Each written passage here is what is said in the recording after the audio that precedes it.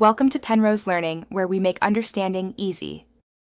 You begin by preparing the vocal track and getting rid of obvious noise. Set a high-pass filter between 60 and 120 Hz to remove stage rumble. This gives space to bass instruments. Next, solo the vocal and adjust input gain so peaks hover near -6 dB, ensuring headroom. Insert a clean parametric EQ on the vocal channel or a dedicated bus. Use linear phase only if phase integrity matters. Once done, you're ready to scan for problem frequencies. Now you perform surgical work. Use a narrow Q boost and sweep the midrange while the vocal plays to locate harsh or resonant spots, then invert that boost into a cut of 3 to 6 dB. After that, add a gentle presence boost around 3 to 6 kHz with a moderate Q to improve intelligibility. Keep it subtle so sibilance doesn't spike.